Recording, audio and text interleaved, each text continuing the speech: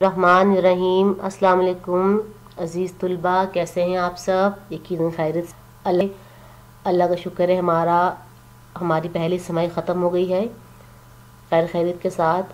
अब हमने आखिरी समाई आखिरी समाई का हमने काम करना है। इसमें भी आपने वैसे ही तवज्जो से वैसे दिल लगा काम करना है ताकि इसमें भी आप कामयाबी हासिल कर सकें। हमारी इस समाई में जो पहली नज़म हम पढ़ेंगे वो है नज़म मिल के रहो। नज़म का नाम है मिल के रहो। आपने नज़म को बहुत गौर से पढ़ना भी है, सुनना भी है। मैं आपको नज़म साथ पढ़ के सुनाऊंगी और साथ नज़म की तशरीह भी करूंगी, वजाहत करूंगी ताकि आपको तशरीह करने में आसानी हो। तो आइए हम नज़म पढ़ते हैं। पहले हमारा नज़म है, शेर है, सारी दुनिया के लिए प्यार की पहचान बनो, जिस पे अल्लाह करे नाज वो इंसान बनो। में ऐसा इंसान बनना है, ऐसा अच्छा इंसान बनना है जो दुनिया में प्यार फैलाए, ना कि नफ़रत फैलाए। क्योंकि जो इंसान दूसरों से प्यार करता है तो अल्लाह ताला उस बंदे से प्यार करता है और दुनिया में अमन फैलता है। तो दुनिया में हर तरफ एक दूसरे से मोहब्बत से दुनिया में हर तरफ प्यार मोहब्बत होगी। दुनिया में नफरत ख़त्म हो जाएंगी तो दुनिया अमन और सुकून दोबारा बन जाएगी।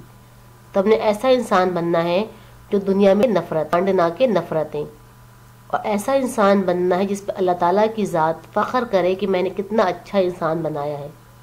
तो हमने ऐसा जिस पर अल्लाह ताला की ज़ात भी नाज करे कि मैंने कितना अच्छा है। तो हमने कोई भी ऐसा काम नहीं करना जिससे अल्लाह ताला की नाराज़गी हो। तो हमने अच्छा इंसान बनना है, दुनिया में प्यार फैलाना है। दूसरा शेर है, कितनी कुर्बानियां देके ये वतन पाया है, फूल उजड़े हैं हजारों तो चमन पाया है। अब यहाँ शायर क्या पाकिस्तान से पहले का मंजर बयान कर रहा है कि हमारे बुजुर्गों ने कितनी हमारी रहनियाँ दी हैं, हमारी रहनुमाओं ने कितनी कुर्बानियाँ दी हैं, तब जाके हमें ये वतन मिला है। चमन से मुराद हमारा वतन पाकिस्तान है और फूल से मुराद पाकिस्तान में रहने वाला। कितनी माओ ने कितने बेटे कुर्बान किए, कितनी बीवियों कुर्बान किए, शोहर कुर्बान किए, यानी कितने बच्चे बेवा, कितने बच्चे यतीम हुए, कितनी औरतें बेवा हुई, यानी कितने फूल उजड़े हैं, कितने फूल खराब हुए हैं, तब जाके हमें चमन मिला है, हमें ये वतन पाकिस्तान। तो मतलब ये कि हमने हजारों लाखों कुर्बानियां दी, तब जाके हमें ये वतन हासिल हुआ है। तो हमने इस वतन का बहुत रखना है, इस वतन को हमने आगे लेके जाना है, ना कि इसकी रुसवाई करना है। तीसरा शेर है, ये चमन अपने ही हाथों से ना बर्बाद करो, इसमें शामिल है शहीदों का लहू याद करो। ये बताया चमन से मुराद यहाँ हमारा वतन पाकिस्तान है। तो यहाँ पे शायर कह रहा है कि हमने अपने वतन को अपने ही हाथों से बर्बाद नहीं करना, यानी हमने कोई ऐसा काम करना जिससे हमारा मुल्क खराब हो, हमारा मुल्क की तबाही हो, बर्बादी हो। हमने कोई भी ऐसा काम नहीं करना जिससे हमारा मुल्क बदनाम हो, खराब हो, क्योंकि इसमें शहीदों का लहू शामिल है, इसमें हमारे बुजुर्गों का शामिल है। हमारे बुजुर्गों ने कुर्बानियाँ दी, हमारी फौज शहीद हुई, हमारे जवान शहीद हुए, तब जाके हमें ये मुल्क हासिल हुआ है। तो हमने इस मुल्क की बेहतरी के लिए काम करना है, ना कि हमने कोई काम करना है जिससे हमारा मुल्क बर्बाद हो, ख़राब हो। कोई भी ऐसा काम नहीं करना जो हमारे मुल्क की खराबी का बाइस बने। अगला शेर है, तुम जो आपस में लड़ोगे तो भी आओगे, मुल्क ही जब ना रहेगा तो किधर जाओ। यहाँ पे देखें शायर कहना चाहता है कि अगर हम लोग आपस में ही लड़ते रहेंगे, आपस में ही लड़ाई झगड़े करते नहीं रहेंगे, दुश्मन इस बात से फायदा उठाएगा। जाहिर है हमसे कमजोर, मुल्क अंदर से कमजोर हो जाएगा। जब हम इत्तेफाक से, इत्तेहाद से नहीं रहते, आपस में लड़ते झगड़ते हैं, तो हम अंदर से कमजोर हो जाते हैं। तो हमारा मुल्क कमजोर हो जाएगा और दुश्मन इस बात से फायदा उठाते हुए हमारे मुल्क पे कब्जा कर लेगा। और जब हमारे पास हमारा मुल्क ही नहीं रहेगा तो हम किधर जाएंगे? हमारा मुल्क ही है हमारी पनाहगाह, یعنی ملک کی مثال ایک ماں کی طرح ہوتی ہے. جب بچہ کوئی غلط کام کرتا ہے، کچھ بھی کرے، سب اس سے نفرت کرتے ہیں، محبت کرتے ہیں، ماں اس سے محبت کرتی ہے. اسی طریقے سے اس ملک یہ ہم یہاں پہ رہ رہے ہیں، ہم جب تک اس ملک میں ہیں، جب ہم اس ملک سے نکالے جائیں گے تو ہم کہاں جائیں گے؟ اپنے ملک میں جائیں گے نا. تو ہمارا ملک ہی نہیں رہے گا تو ہم کدھر جائیں گے؟ ہم کہاں جا کے رہیں گے؟ تو ہم نے آپس میں محبت سے رہنا ہے، اتفاق سے، نہ کہ لڑ جھگڑ کے رہنا ہے. لڑیں گے، جھگڑیں گے، دشمن فائدہ اٹھائے گا، ہمارے ملک پہ قبضہ کر لے گا. نہیں رہے گا تو ہمارا ملک نہیں رہے گا تو ہم کیا غلام بن جائیں گے پھر ہم بھی. آگے کہتا ہے قوم و ملت کی نہ رسوائی کا سامان بنو، ساری دنیا کے لیے پیار بنو، پہچان بنو. اب کہہ رہے قوم ہمارے لوگوں کے لیے، ملک کے لیے کوئی ایسا کام نہ کرو جس سے ہماری ہو، جس کی رسوائی ہو، جس سے اپنے ہمارے ماں باپ کی رسوائی ہو، آپ کی رسوائی ہو. ہم نے ساری دنیا میں پیار کا، امن کا پیغام پہنچانا ہے. لوگ کہیں کہ پاکستان ایک امن پسند ملک ہے جہاں محبت ہی بڑھے نفرتیں. تو ہم نے کوئی بھی ایسا کام نہیں کرنا جس سے ہمارے ملک کی رسوائی ہو، ہماری قوم کی رسوائی ہو. اور دیکھیں ہم کوئی بھی کام کرتے ہیں یہاں عمان میں رہتے ہوئے، کوئی یہ نہیں کہتا فلاں نے یہ کام کیا، کہتے پاکستانی نے یہ کام کیا. اچھا کام کرتے ہیں تو عزت ملتی ہے، کوئی برا کام کرتے ہیں تو ہمارے ساتھ ساتھ ہمارے ملک کی بھی رسوائی ہوتی ہے. تو ہم نے کوئی بھی ایسا کام نہیں کرنا جس سے ہمارے ملک کی رسوائی ہو، ہمارے ماں باپ کی رسوائی ہو. ہم نے ایسا کام ہماری پہچان بنے کہ ہم ایک امن پسند قوم ہیں، ہم پیار کرنے والی قوم ہیں، نہ کہ نفرتیں پھیلانے والی.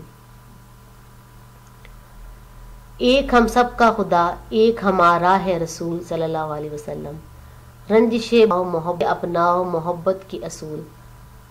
اب یہاں دیکھیں، یہاں پہ شاعر یہ کہا ہے کہ ہم سب ایک اللہ کے ماننے والے ہیں. جو بھی مسلمان ہیں وہ ایک اللہ کا ماننے والا ہے. کوئی بھی فرقہ ہے، فرقے ہمارے اپنے بنائے ہوئے ہیں، جبکہ اللہ نے ہم سب کو مسلمان پیدا کیا. ایک ہمارا رسول، ہم سب ایک رسول کے ماننے والے ہیں. ہم سب اس بات کو مانتے ہیں کہ ہمارے آخری رسول حضرت محمد صلی اللہ علیہ وآلہ وسلم ہیں.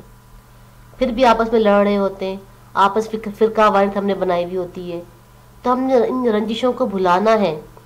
ان سب کو بھلا کے ہم نے آپس میں محبت کے اصولوں کو اپنانا ہے، محبت سے رہنا ہے.